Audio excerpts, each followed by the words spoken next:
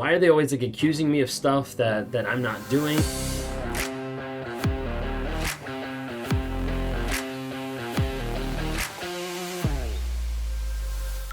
Did you ever notice that a narcissist might actually tell on themselves? They might give you small clues or hints or thoughts or ideas that what they're saying isn't true, or what they're saying is false in a certain area or in a certain aspect, or that they're actually confessing certain things to you and you never had a clue.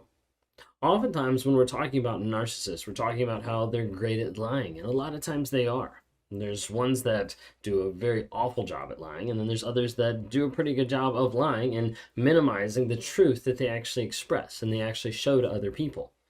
But sometimes in between the lies, in between the truth, there's little moments that a narcissist might put out there to make you kind of wonder, are they actually telling me the truth? What's actually going on?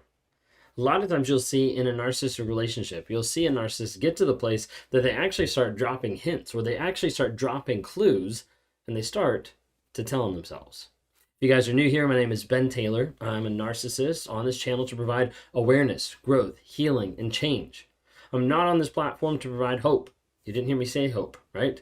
Because a lot of times people look at me and they're like, oh, he's self-aware, he understands, he's been diagnosed, he's in therapy, like he knows what's going on. Maybe the person I'm with can become that way.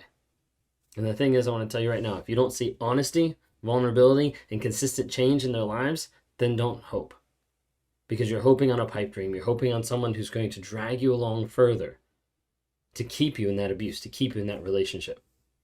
I'm on this platform to try to build awareness of what narcissism actually is, to help keep you from getting back with that person, to help keep you getting with a new person, to help you break that trauma bond, to help you establish clarity after the confusion and the crazy making that happens with narcissistic abuse. And I do that every single day, not just by putting out content, but also by meeting with people across the globe to help them with their troubles, to help them with that trauma bond, with the rumination, with the ideas like, I can't let go, I don't know what to do, how am I supposed to heal after this? And as I work with people across the country, helping them understand clarity from the confusion, a lot of things that people say is like, I never expected this. Like, I don't see this happening regularly. Or like therapists will say, like, we've learned about this, but it doesn't look like this in real life. Like, it seems crazy, right?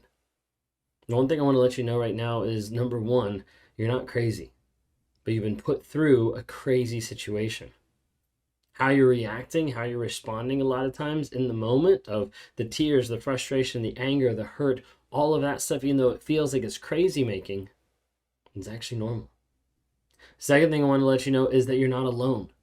And there's a lot of other people on the same exact journey as you, maybe a little bit ahead of you, maybe a little bit behind you, but on the same journey as you. If you want to interact more with people that are on that journey and that are working on that on a day-to-day basis, download the NARC app. Just type in NARC into Apple or Google Play, and you can download an app that's based on narcissistic abuse recovery community. That's what it's based on. Courses, asking advice, getting support from other members, learning how to go no contact, learning how to set boundaries, learning about dating after abuse, all different types of things that are there, plus weekly lives, plus monthly exclusives of coaching that you can have from myself and other people across the country, where you can meet other survivors and talk to them and see their process of healing, growth, and change. Would you be a part of that? If you don't already follow on any of the social media platforms, just type in Raw Motivations. We're on all the platforms: TikTok, Instagram, Facebook, YouTube, also on like the podcasts, either Amazon Music, Apple Podcasts, or Spotify. Would love to have you listen, like, review, anything like that as well. Okay? But anyways, we're talking about narcissists. We're talking about a lot of times how they're good at lying, right? Now, I've made several videos about the lies that I've told myself. Okay, you can look the lies that I believe. You can look up anything like that on YouTube and see the 7 lies that I actually thought and I actually believed that were exposed whenever I went through the Wake Up Warrior Challenge, and understanding more about like the lies that I have to myself. Because the first off, the narcissist has to start lying to themselves. Like, in order for them to be a story then that they can believe, in order for them to be a mask that they can put up for everybody else, it's almost like they have to start gaslighting themselves before they can turn around on other people. And then you have the lies that they start telling all the other people, the lies that they tell others that are inundated throughout their life and throughout almost every single thing they do. And we've talked about lies of compulsion. We've talked about lies of omission. We've talked about a lot of different things in multiple YouTube videos about the lies that the narcissist tells.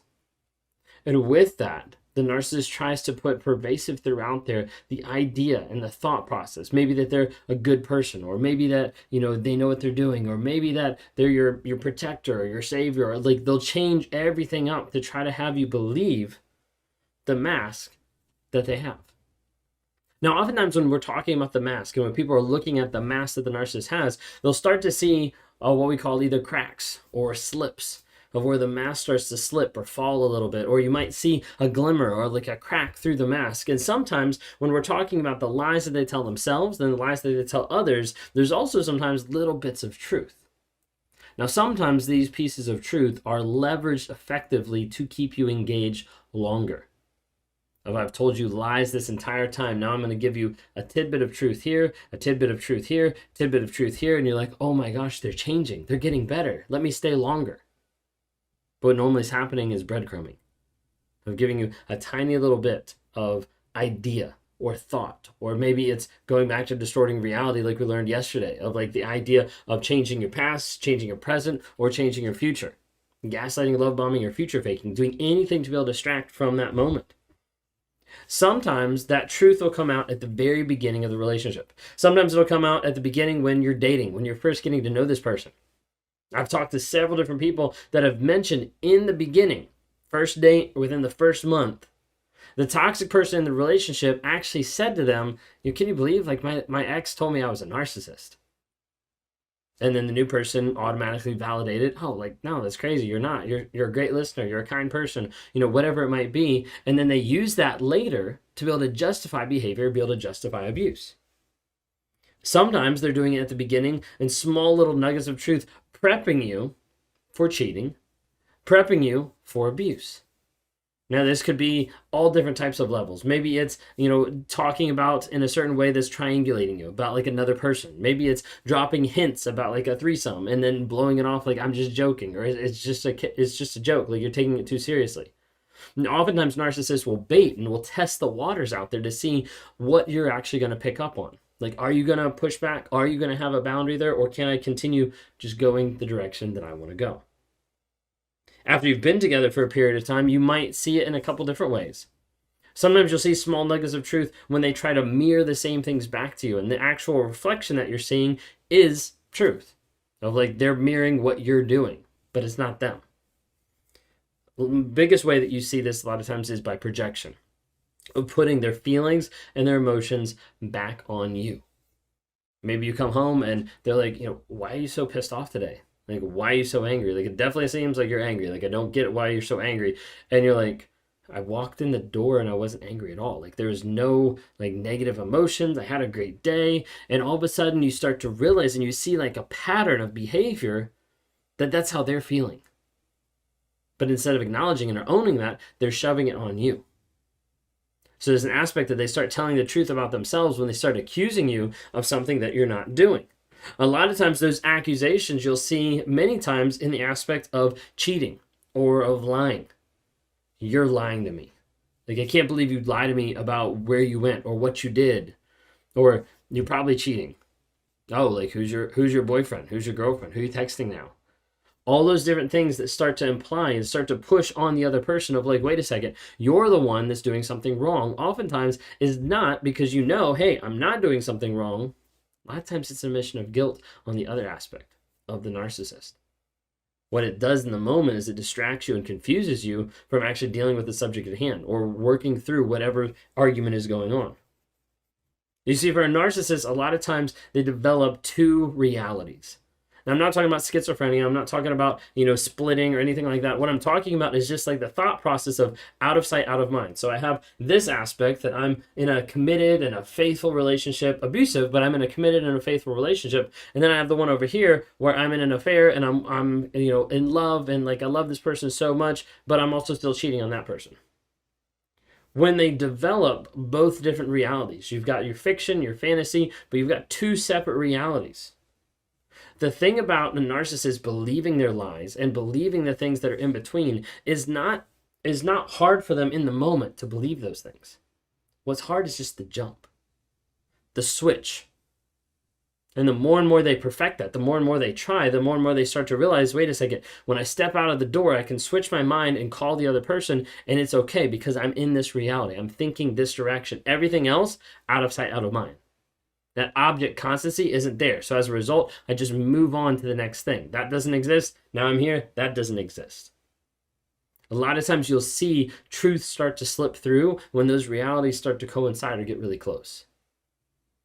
And sometimes you'll see truth slip through when they say something and you're like, you didn't tell me that. And they're like, yeah, I did. And then all of a sudden they realize that what they told was they told the other person. Or they told the affair, or whatever it might be. Those lies sometimes get in the way.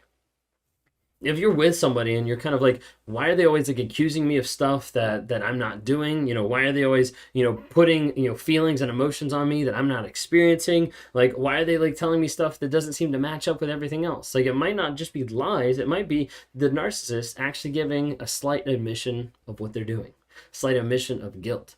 Because narcissists, the more you listen, the more you pay attention, the more you kind of watch and observe, narcissists start to tell on themselves. And they do it time and time and time again because they think they're not going to get caught. Sometimes they think, hey, I'll do it this way to be able to convince them. Or, hey, I'll do it this way. Or sometimes it's the high of, I'm going to say that I'm a narcissist. Or I'm going to say that I'm going to do this because I want to see a reaction. If you don't get a reaction, I get a high. I get an excitement off of that because I just did something like against your boundaries or against your will or against your thought process or ideals or whatever it might be. Narcissists, a lot of times, are really good at lying. But a lot of times, if you pay close attention, they're also telling themselves.